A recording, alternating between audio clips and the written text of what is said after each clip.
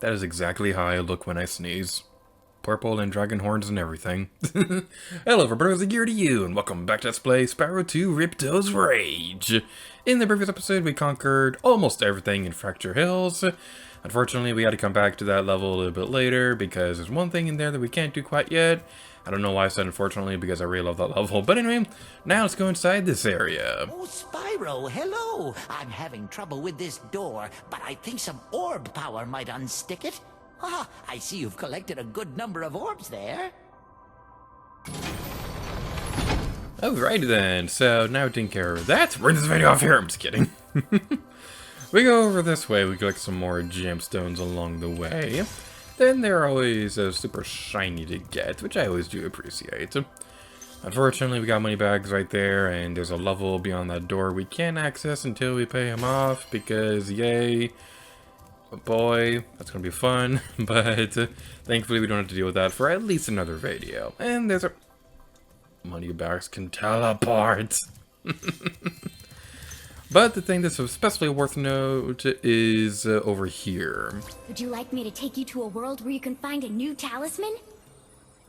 As we mentioned probably before, we can always talk to Alora, who will point us in the right direction if we can't find a talisman that we haven't found yet. So that's pretty nice. But now we're taking care of that. Enough prolonging the inevitable. I don't know why I'm prolonging the inevitable in the first place, because I also really like this level that we're playing next. We're playing through Magma Cone.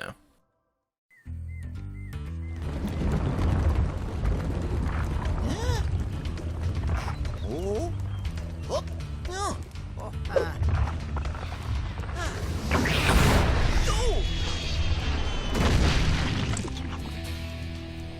Oh.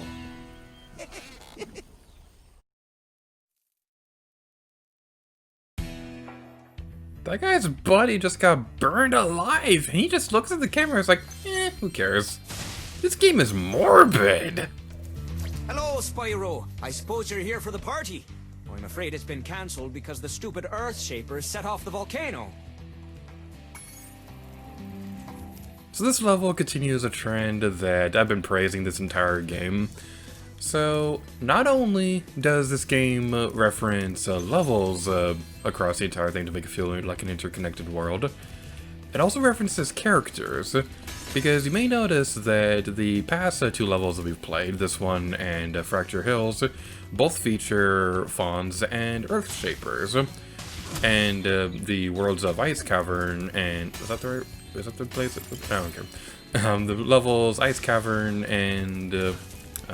that other one, Scott's Badlands, those ones had like human cavemen and things like that.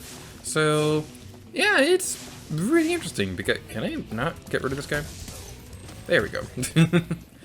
But yeah, it's really interesting because I'm dead. You saw nothing.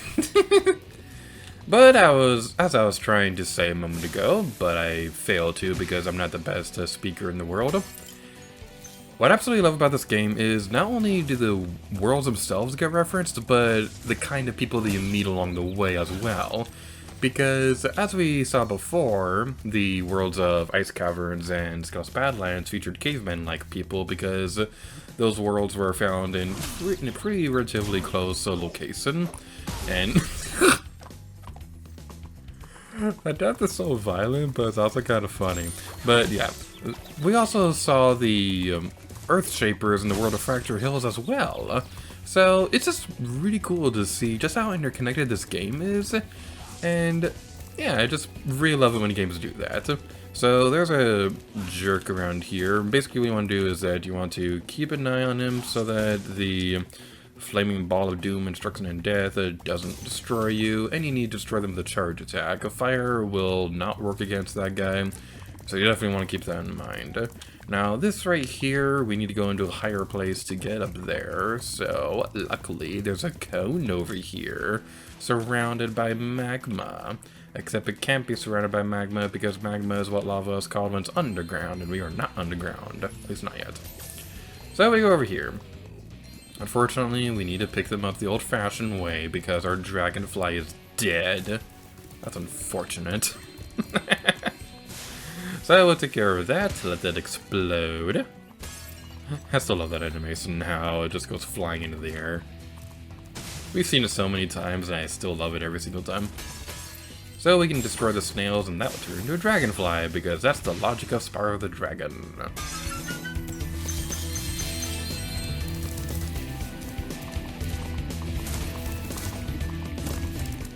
As we go across this area, one thing I want to say is that I've been a little bit harsh on this game, and I don't really know why that is, because I do love Spyro 2 Ripto's Rage. I really do love this game, but it kind of feels like I've been a bit more harsh on this game compared to other games I've Let's Played recently. And this is coming from somebody who's Let's Played Link's crossbow training lately. So, I don't really know why I've been so harsh, but I gotta say, it's really nice to be getting back into the worlds that I really do enjoy. Because there was a stretch of time there where it just kind of felt like it was hard to say positive things about this game, because you had those stretch of levels where we couldn't do everything on our first run, which kind of annoyed me. Can I not get out of this area? There we go. But I really liked most of the levels we've seen so far in Autumn Plains. Fracture Hills is still definitely one of my favorites in this entire game. And that continues with this world as well. I really like Magma Cone. This is a really fun level, and I'm really looking forward to one specific spot a little bit later. The only downside that I can really think of off the top of my head are those running Earth Shapers, because they're a little hard to keep up with. But eventually you get into the pattern of how to destroy those things, and eventually you'll be able to destroy them in cold blood, because that's our ultimate goal in life. Those Earth Shapers have the most violent deaths in this entire game. I feel so bad for them. We saw the one get destroyed by magma and things like that, and that one got destroyed by a wrecking ball. What's gonna happen to this poor guy?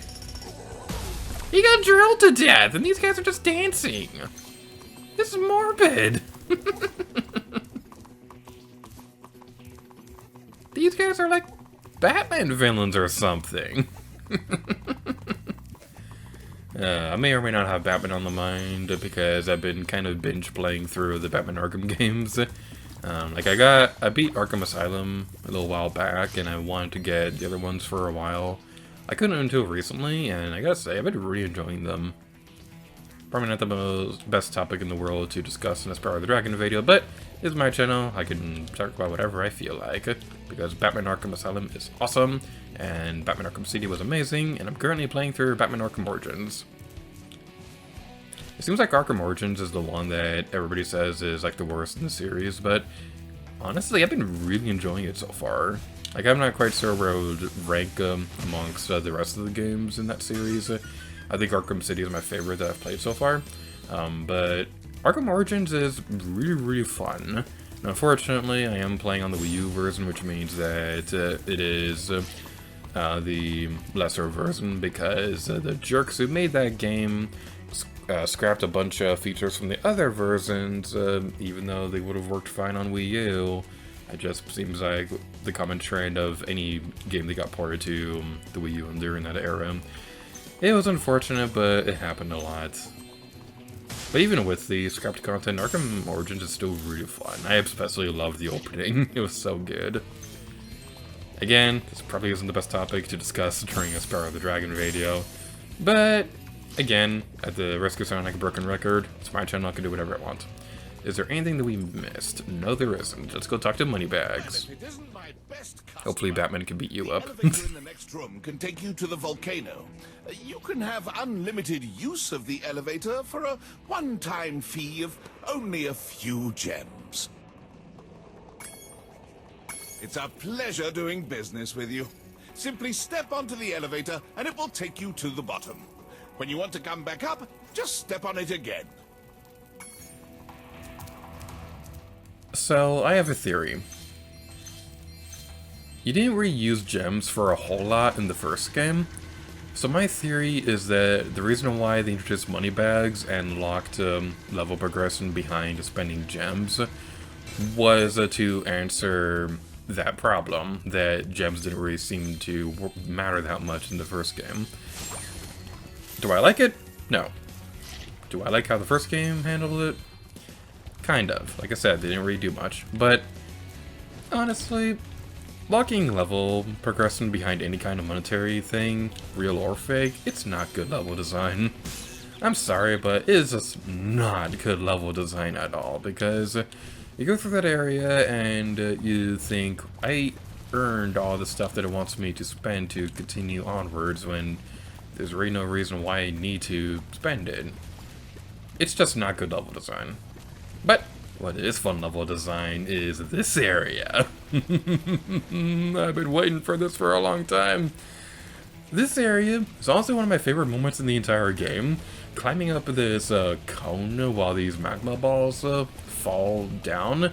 It's a really intimidating area, and it's just so much fun. So one strategy that I like doing is climbing into a higher area so that I can jump across like that.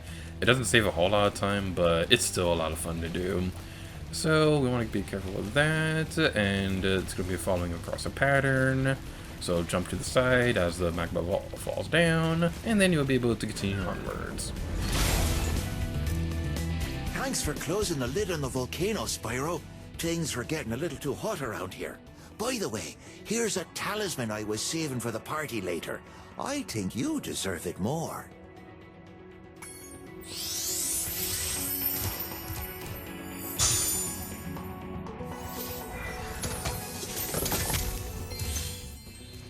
Are we done here yet? No, no, no, no. I'm so excited for this next part. Hey, Spyro! You're just in time for the party! Well, you would be if those nasty lava monsters hadn't stolen our hats. It just won't be the same without party hats.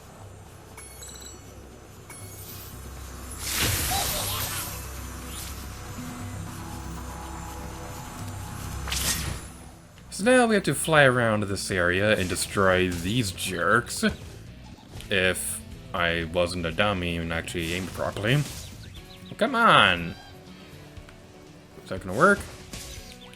How did that not work?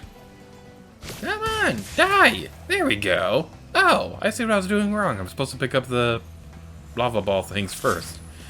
That was my mistake, that was my mistake. Admittedly, I didn't practice for this because I wanted to save my reactions for the video. But, we go over here, and I missed the fireball thingy. There we go. It's a little hard to see them on this version, admittedly, because they kind of blend into the lava itself, or... Will this be magma or lava? Because we're kind of underground. Except we're not really, so yeah, this would be lava. So why is it called Magma Cone? There's like no magma here at all. That is false advertising level design, how could you? But yeah, going back into why I love this so much. Like I said earlier, pretty much any moment in the Spyro the Dragon series that involves freely flying around that's not a highway level, I absolutely love, and that's exactly what this is right here. We're gonna fly around in a magma level. That's just so much fun. And something kind of interesting is the fact that this game did a debut on PlayStation, so it's kind of interesting to think that this was like one of the very first 3D platformers that was like exclusive to PlayStation that actually had a magma level. I don't know about Crash 2 or 3, but what I do know is that Crash 1 didn't have a lava level because it would have blended in too much with Crash Bandicoot's character design. Again, I don't know if there's a lava level in Crash 2 or 3. I haven't played 3. And I barely remember 2. So, yeah, that's something that's kind of worth mentioning. I do believe there's a cheat code in this game that can make Spyro turn orange. Believe it or not, the cheat codes from the original game did actually return in this one, and I will be demonstrating them at a later date. Just now is probably not the best time for that. I was thinking about demonstrating them in the video where Pen Garman was joining us. I decided against it because there really wasn't a way that I could show the screen to him as we were playing, so I wanted him to see the reaction to that. But unfortunately, I couldn't get that to work during the video itself, so that's a little unfortunate. I'll be going back into the same spot the entire mission, going back and getting the same ball of fire. But there's plenty of them spread across the area. It's just the one that I've been collecting is the one that I happen to remember off the top of my head. But you don't only have to use that one. You can use these ones as well. So we'll take care of those. I'm gonna go up here and grab one more. Ah! That made me nervous. Ah, boy. Ah, boy. Ah, boy. Ah, boy. Ah, boy. Thankfully, these wind things can help us get back up to the top. So I don't know what I was freaking out about. Kind of missed a word right there. So we can drop that onto the ground as well. I don't exactly remember off the top of my head what that does, but I'm sure I'll remember in a moment.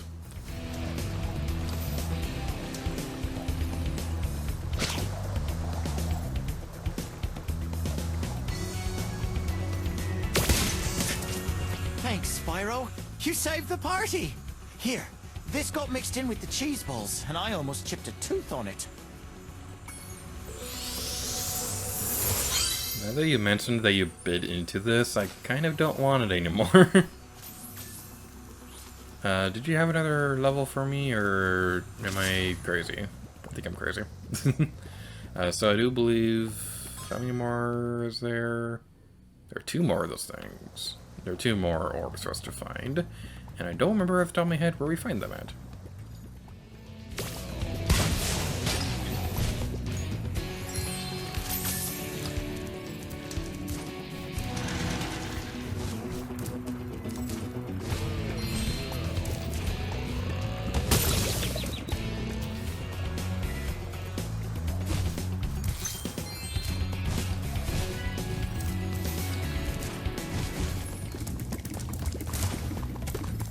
So I've been wandering around this area for like 5 minutes because I can never remember where the location of these last 2 orbs are.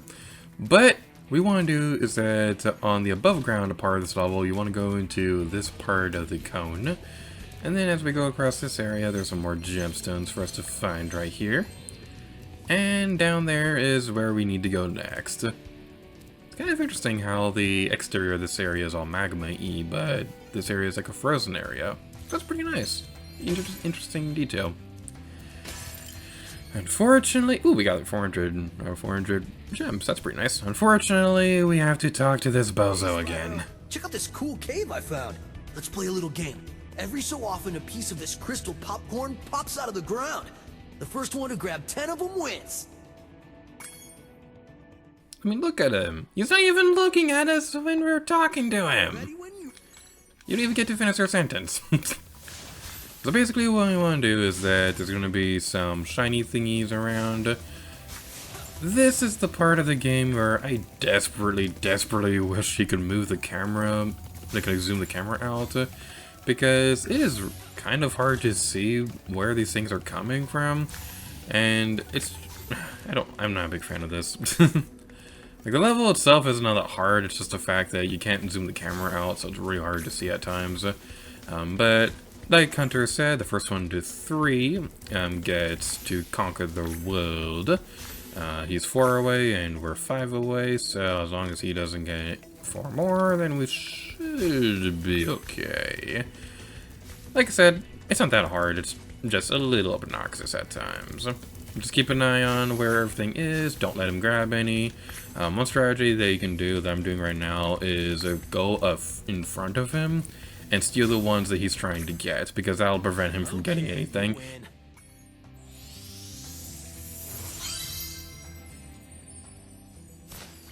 I don't want to hear the end of any sentences. So now we are doing the same thing again, but we need to collect 15 of them instead of just 10. So yeah, that's an increase by 50%. That's math. I had to do math homework today, and that was boring. Stupid math quizzes. I got a perfect score, but still, I'm going to complain about it because it's math.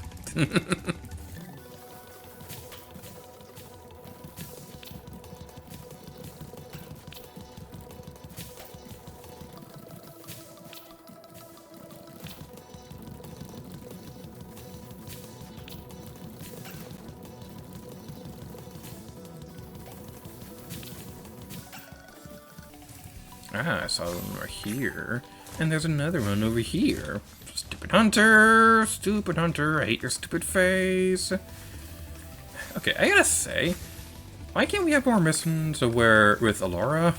Like, she's the good character. Hunter is just Hunter, and yet he's the one who's constantly showing up. That's No, I don't like that. It's gross. Hunter is gross. But now we don't need to talk to him anymore because now we have the next orb. And I believe that means that we've 100% this world. All orbs collected and 100% level complete. So now we're taking care of all that. That was everything in the world of Magma Cone. And like I said, before, aside from the hunter levels, I really do love this level. The part where you're going up the Magma Cone and you're dodging on the fireballs, it's definitely one of the highlights of a pretty fun game.